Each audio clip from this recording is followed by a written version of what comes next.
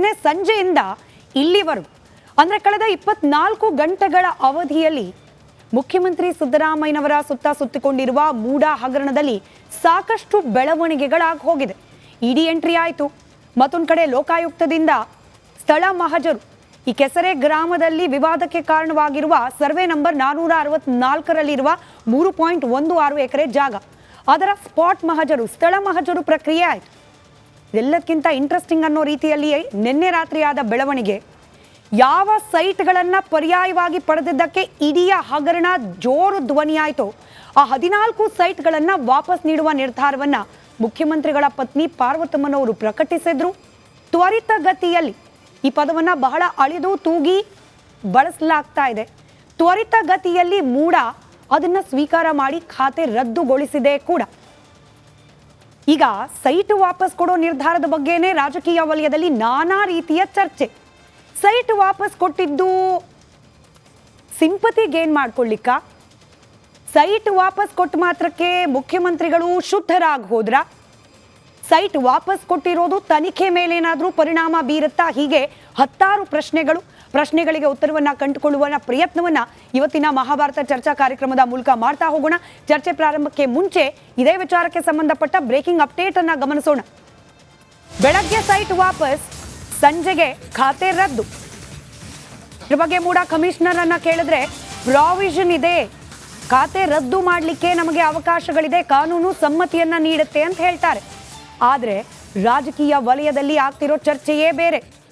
ಈ site return ತಂತ್ರದ ಹಿಂದೆ ನಿಜವಾಗ್ಲೂ ಸದುದ್ದೇಶ ಇದೆಯಾ? ಪಾರ್ವತಮ್ಮನವರು ಪತ್ರದಲ್ಲಿ ಬರೆದು ಬಿಟ್ಟಿದ್ದಾರೆ, ನನ್ನಿಂದಾಗಿ, ನನಗೆ ಅರಿಶಿಣ ಕುಂಕುಮದ ಭಾಗವಾಗಿ ಬಂದ ಸೈಟ್ನಿಂದಾಗಿ 40 ವರ್ಷಗಳ ಸುದೀರ್ಘ ರಾಜಕೀಯ ಜೀವನಕ್ಕೆ ಕಪ್ಪು ಚುಕ್ಕೆ ಆಗೋದು ನನಗಿಷ್ಟ ಇಲ್ಲ, ಹಾಗಾಗಿ ಈ ಸೈಟನ್ನು ನಾನು ವಾಪಸ್ ಕೊಡ್ತಿದ್ದೇನೆ. ಕೇವಲ ಇದಿಷ್ಟೇ ಒಳ್ಳೆ ಉದ್ದೇಶ ಇದೆಯಾ? ಅಥವಾ ಇಡಿ ಎಂಟರ್ ಆಗ್ತಾ ಇದ್ದ ಹಾಗೆ ತನಿಖೆಗೆ ಹೆದರಿ ವಾಪಸ್ ನೀಡಿದ್ರ ಸೈಟನ್ನ ಸಿದ್ದರಾಮಯ್ಯನವರು? ಇದರ ಜೊತೆಗಿರುವ ಅತಿ ದೊಡ್ಡ ಪ್ರಶ್ನೆ, ನಾನು ಆಗ್ಲೇ ಕೇಳಿದ ಹಾಗೆ, ಸೈಟನ್ನ ವಾಪಸ್ ಕೊಟ್ಟ ಮಾತ್ರಕ್ಕೆ ಶುದ್ಧರಾಗೋದ್ರ ಮುಖ್ಯಮಂತ್ರಿಗಳು? ತಮ್ಮ ಮೇಲೆ ಅಂಟಿದ್ದ ಮೂಡ ಕಳಂಕದಿಂದ ಮುಕ್ತರಾಗಿ ಹೋದ್ರ? ಇದೇ ವಿಚಾರವನ್ನ ಇವತ್ತು ರಿಪಬ್ಲಿಕ್ ಕನ್ನಡ ಪ್ರಶ್ನೆ, ಮಹಾಭಾರತ ಪ್ರಶ್ನೆಯ ಮೂಲಕ ಡಿಜಿಟಲ್ ವೋಟಿಂಗಿಗೆ ಹಾಕಿತ್ತು. ಅದರ ರಿಸಲ್ಟ್ ಅನ್ನ ಕೂಡ ಮುಂದಿನ ಹಂತದಲ್ಲಿ ಚರ್ಚೆಯ ಭಾಗವಾಗಿ ನಿಮಗೆ ತೋರಿಸ್ತಾ ಹೋಗ್ತೀವಿ. ಚರ್ಚೆ ಪ್ರಾರಂಭ ಮಾಡೋಣ. ಮೊದಲಿಗೆ ಪೊಲಿಟಿಕಲ್ ರಿಯಾಕ್ಷನ್. ನಿನ್ನೆಯಿಂದ ಇವತ್ತಿನವರೆಗೆ ಆಗಿರುವ ಈ ಮೂಡ ಘಟನಾವಳಿಗಳ ಕುರಿತಾಗಿ ಪೊಲಿಟಿಕಲ್ ರಿಯಾಕ್ಷನ್ಗಳನ್ನು ಕ್ವಿಕ್ ಆಗಿ ಕೇಳಿಸ್ಕೊಂಡ್ಬಿಡೋಣ. ಮುಖ್ಯಮಂತ್ರಿ ಸಿದ್ದರಾಮಯ್ಯನವರು ಮಾತನಾಡಿದ್ದಾರೆ, ಅದರ ಜೊತೆಗೆ ಕುಮಾರಸ್ವಾಮಿ ಅವರು ಮಾತನಾಡಿದ್ದಾರೆ, ವಿಜಯೇಂದ್ರ ಅವರು ಮಾತನಾಡಿದ್ದಾರೆ. ಈ 3 ಜನರ ಹೇಳಿಕೆಯನ್ನ ಗಮನಿಸಿ ನಂತರದಲ್ಲಿ ಚರ್ಚೆ.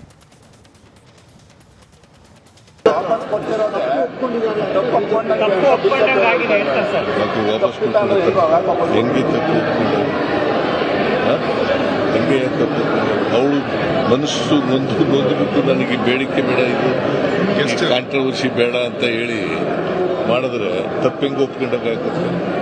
ಬಹಳ ಅಚ್ಚರಿಯಾಗೋಯ್ತು ಅಂದವ್ರೆ, ನನಗೆ ಅಚ್ಚರಿಯಾಗೋಯ್ತು ಅಂದಿದ್ದಾರೆ ಮುಖ್ಯಮಂತ್ರಿಗಳ ಗಮನಕ್ಕೆ ಬರದೆ ಅವರ ಧರ್ಮಪತ್ನಿಯವರು ಸೈಟ್ಗಳನ್ನು ಸರೆಂಡರ್ ಮಾಡ್ತಕ್ಕಂಥ ನಿರ್ಧಾರ ಮಾಡಿದ್ರ? ಎಷ್ಟರ ಮಟ್ಟಿಗೆ ಈ ಮುಖ್ಯಮಂತ್ರಿ ನನ್ನನ್ನು ಸುಳ್ಳುಗಾರ ಅಂತಾರೆ. ಇವರ ಒಂದೊಂದು ಹೇಳಿಕೆಗಳನ್ನು ನೋಡಿದ್ರೆ ಬಹುಶಃ ಸುಳ್ಳು ಎಲ್ಲಿ ಹುಟ್ಟಿದೆ ಅಂತಕ್ಕಂಥದ್ದನ್ನು ಯಾರು ಬೇಕಾದ್ರೂ ಅರ್ಥೈಸ್ಕೋಬಹುದು. ಏನು ತಪ್ಪೇ ಮಾಡಿಲ್ಲ ಅಂತೇಳಿ ರಾಜ್ಯದ ಜನತೆ ಮುಂದೆ ಹೇಳ್ತಾ ಇದ್ರು. ಯಾವ ಮುಖ್ಯಮಂತ್ರಿಗಳು ಸಿದ್ದರಾಮಯ್ಯನವರು ರಾಜ್ಯಪಾಲರು ದೆಹಲಿಯ ಕೈಬೊಂಬೆ ಆಗಿ ವರ್ತನೆ ಮಾಡ್ತಾ ಇದ್ದಾರೆ ಅನ್ನುವ ಆರೋಪವನ್ನ ರಾಜ್ಯಪಾಲರ ಮೇಲೆ ಮಾಡ್ತಾ ಇದ್ರು.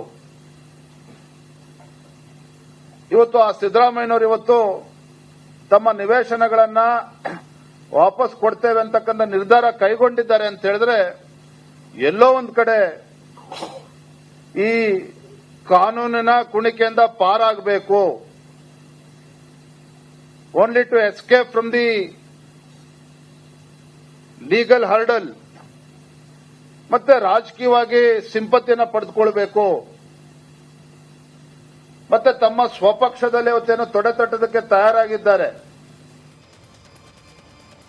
ರಾಜಕೀಯ ಹೇಳಿಕೆಗಳು ಹೀಗಿದ್ರೆ ಈ ಮೂಡಾಗೇನೋ ಪತ್ರ ರವಾನೆ ಆಯಿತು, ಖುದ್ದಾಗಿ ಯತೀಂದ್ರ ಸಿದ್ದರಾಮಯ್ಯನವರು ಹೋಗಿ ಕೊಟ್ಟರು, ಇಲ್ಲ 14 ಸೈಟ್ ವಾಪಸ್ ಕೊಡ್ತೀವಿ ಅಂತ ಹೇಳಿ.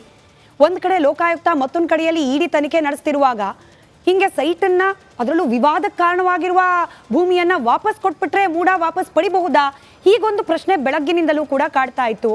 ಈಗ ಪ್ರಮುಖವಾಗಿ ತನಿಖೆ ಪ್ರಾರಂಭ ಆಗಬೇಕು ಅಂತಂದರೆ ಇಡಿ ಅವರು ಲೋಕಾಯುಕ್ತದವರು ಯಾವುದು ವಿವಾದಕ್ಕೆ ಕಾರಣವಾಗಿದೆ ಆ ಭೂಮಿಯ ಅಟ್ಯಾಚ್ಮೆಂಟನ್ನು ಮಾಡಬೇಕು. ಆದರೆ ಈ ಲ್ಯಾಂಡೇ ಎಲ್ಲ ವಾಪಸ್ ಕೊಟ್ಬಿಟ್ಟಿದ್ದಾನೆ ಅಂದರೆ ಟೆಕ್ನಿಕಲ್ ಆಗಿ ಒಂದಷ್ಟು ಸಮಸ್ಯೆ ಆಗಲ್ವಾ? ಪ್ರಶ್ನೆ ಇತ್ತು. ಮೂಡಾಗೆ ಪ್ರಾವಿಷನ್ ಇದೆಯಾ? ಹಿಂಗೆ ಯಾರು ಬೇಕಾದರೂ ಯಾವಾಗ ಬೇಕಾದರೂ ಬಂದು ಸೈಟನ್ನು ವಾಪಸ್ ಕೊಟ್ಬಿಟ್ರೆ ಆಯಿತು ನಿಮ್ಮ ಖಾತೆ ರದ್ದು ಅಂತ ಹೇಳಲಿಕ್ಕೆ ಮೂಡಾಗ ಅವಕಾಶ ಇದೆಯಾ? ಇದ್ರ ಬಗ್ಗೆ ಕೂಡ ಪ್ರಶ್ನೆ ಇತ್ತು. ಈ ಪ್ರಶ್ನೆಗೆ ಮೂಡಾಗೆ ಸಂಬಂಧಪಟ್ಟಂತೆಯೇ ಕಮಿಷನರ್ ಹಾಗೆ ಕಾರ್ಯದರ್ಶಿ ಇಬ್ಬರೂ ಕೂಡ ಮಾತನಾಡಿದ್ದಾರೆ. ಕೇಳಿಸ್ಕೊಳ್ಳಿ, ಚರ್ಚೆ ಪ್ರಾರಂಭ ಮಾಡೋಣ.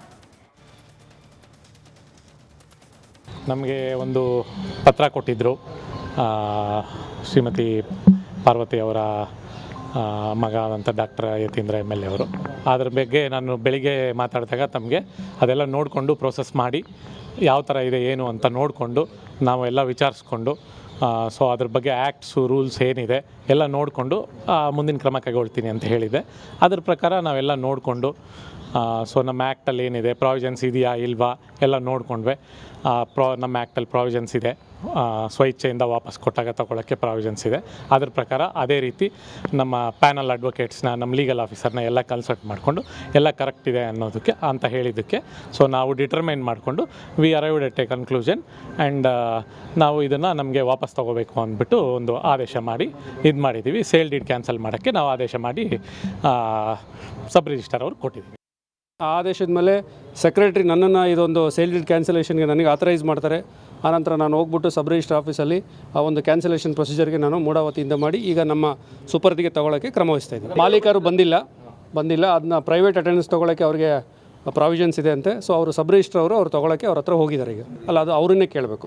ನಾನು ಮೂಡ ಸಂಬಂಧಪಟ್ಟಿದ್ದು ಮಾತ್ರ ನಾನು ಹೇಳಬಲ್ಲೆ. ಅಲ್ಲ, ನಾನು ಜುಲೈ 3ನೇ ತಾರೀಕು ಇಲ್ಲಿ ಬಂದು ಜಾಯ್ನ್ ಆಗಿದ್ದು. This is I am new to urban development. ಇಲ್ಲಿ ಬಂದಾದ್ಮೇಲೆ ಇದೇ ಫಸ್ಟ್ ಪ್ರಕರಣ.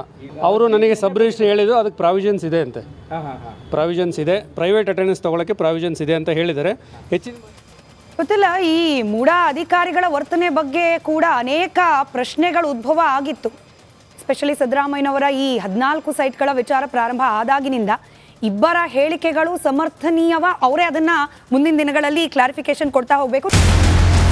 1 ವರ್ಷ ಕಳೆದ ಒಂದೇ ವರ್ಷದಲ್ಲಿ ಚುನಾವಣೆಗಳು, ರಾಜಕೀಯ ತಂತ್ರ ಪ್ರತಿತಂತ್ರಗಳು, ಅಭಿಯಾನ, ಜನಪರ ಅಹೋರಾತ್ರಿ ಹೋರಾಟಗಳು, ಪಾರದರ್ಶಕ ವರದಿಗಾರಿಕೆಯ ಪಣ ತೊಟ್ಟು ಮುನ್ನಡೆದಿದ್ದೇವೆ.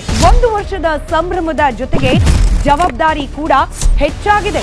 ಮತ್ತಷ್ಟು ಮುನ್ನುಗ್ಗಿ ಜನಪರ ನಿಲ್ಲುವ ಉತ್ಸಾಹ ಕೂಡ ಹೆಚ್ಚಿದೆ. ಯಾಕಂದ್ರೆ ಇದು ರಿಪಬ್ಲಿಕ್ ಕನ್ನಡ, ನಿಮ್ಮದೇ ಧ್ವನಿ. 1 ವರ್ಷದ ನಿರ್ಭೀತ ಪತ್ರಿಕೋದ್ಯಮ ರಿಪಬ್ಲಿಕ್ ಕನ್ನಡ, ಇದು ನಿಮ್ಮ ಧ್ವನಿ.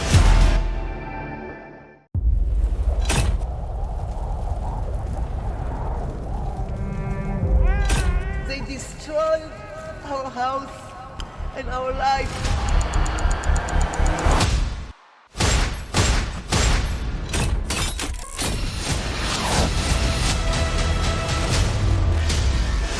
ಹಮಾಸ್ ಉಗ್ರರ ದಾಳಿ ಭಯಂಕರವಾಗಿದೆ. ಯಾವ ಮಾಧ್ಯಮವೂ ಇಲ್ಲಿಗೆ ಬರಲು ಧೈರ್ಯ ಮಾಡ್ತಾ ಇಲ್ಲ. ಇಂಥ ಜಾಗಕ್ಕೆ ಎಂಟ್ರಿ ಕೊಟ್ಟಿದೆ ರಿಪಬ್ಲಿಕ್ ಕನ್ನಡ. ಯುದ್ಧ ಭೂಮಿಯಿಂದ ರಿಪಬ್ಲಿಕ್ ಕನ್ನಡ ನೈಜ ವರದಿ. ಬುಲೆಟ್ ಆಗಿರುವಂತಹ ದೃಶ್ಯಾವಳಿಯನ್ನ ನಿಮ್ಗೆ ತೋರಿಸ್ತಾ ಇದೀನಿ. ನಾನು ನಿಂತಿರುವಂತದ್ದು ಗಾಜಾ ಪಟ್ಟಿಯಲ್ಲಿ. ಹಮಾಸ್ ಬಂಡುಕೋರರು ಹಿಡಿದಿದ್ದ ವೆಪನ್ಗಳಿದು. ಇದು RPG 29 ಲಾಂಚರ್. ಛಿದ್ರಗೊಂಡಿರುವ ಕಟ್ಟಡಗಳು. ಈ ಮನೆಯಲ್ಲಿದ್ದಂತಹ ಬಾಡಿಗಳನ್ನ ಸುಟ್ಟು ಕರಕಲಾಗಿದೆ. 6,000 ಸಾವಿನ ಗಡಿ ದಾಟಿದೆ, ನರಕವನ್ನಾಗಿ ಮಾಡಿಬಿಟ್ಟಿದ್ದಾರೆ. 31 ದಿನಗಳಿಂದ ಯುದ್ಧ ಭೂಮಿಯಲ್ಲಿ ನಿಂತು ರಿಪಬ್ಲಿಕ್ ಕನ್ನಡ ವರದಿ ಮಾಡ್ತಾ ಇದೆ. That powerful people come from powerful places. 1 ವರ್ಷದ ನಿರ್ಭೀತ ಪತ್ರಿಕೋದ್ಯಮ ರಿಪಬ್ಲಿಕ್ ಕನ್ನಡ, ಇದು ನಿಮ್ಮ ಧ್ವನಿ.